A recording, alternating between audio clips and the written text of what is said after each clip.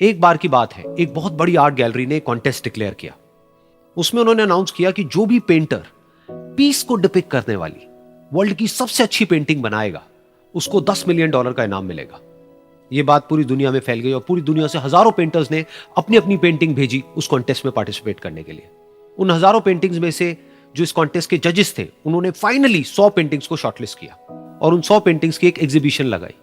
उस एग्जीबिशन में इन सारे पेंटर्स को तो इनवाइट किया ही किया, साथ ही साथ मीडिया वाले भी बैठे हुए थे और मीडिया वालों के साथ हजारों लोगों की भीड़ भी जमा थी।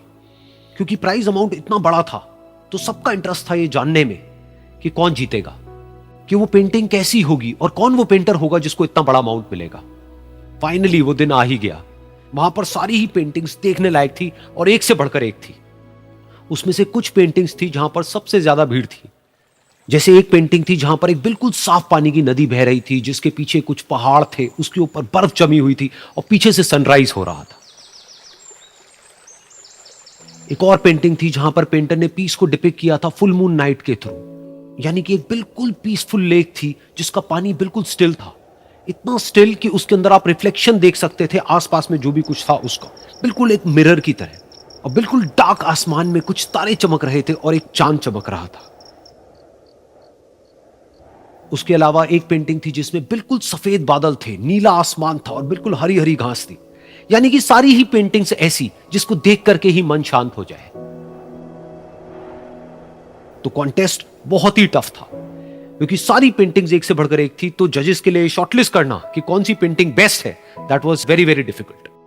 लेकिन वो मोमेंट आ ही गया जब जजेस ने अपना माइंड मेकअप कर लिया और एक पेंटिंग को इन सारी पेंटिंग्स में से सिलेक्ट कर लिया और उस पेंटिंग को एक बड़े से कर्टेन के पीछे रख दिया।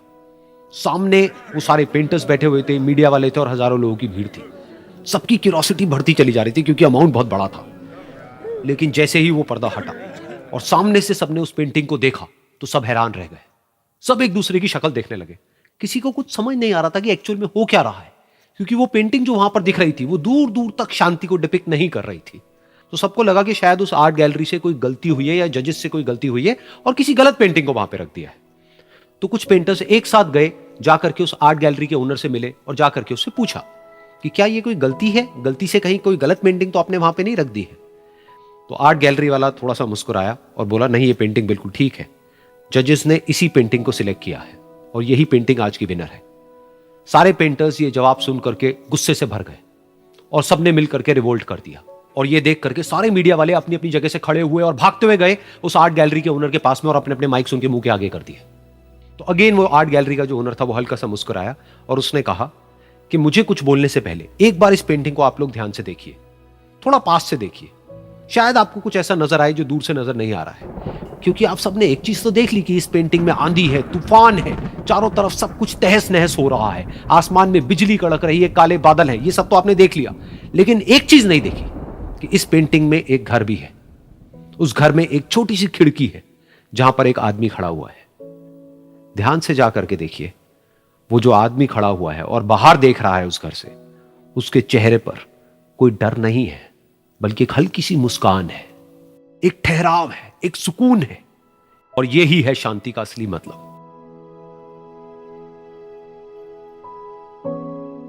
यानी कि शांति का मतलब यह नहीं है कि हमारे बाहर सब कुछ शांत है और फिर हम शांत हैं, क्योंकि वो टेम्पररी है। असली शांति का मतलब यह है कि हमारे बाहर चाहे जो कुछ भी हो रहा हो, हम अंदर से पूरी तरह से शांत हैं, हमारा मन शांत है। क्योंकि जिसका मन शांत नहीं है, उसको चाहे आप कितनी भी सुंदर से सुंदर जगह पर ले जाकर के बिठा दो, वो वहां पर भी जाकर के दुखी ही रहेगा।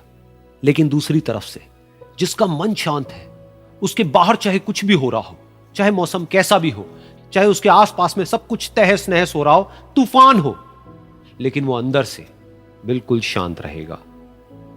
और यही है शांति का असली मतलब।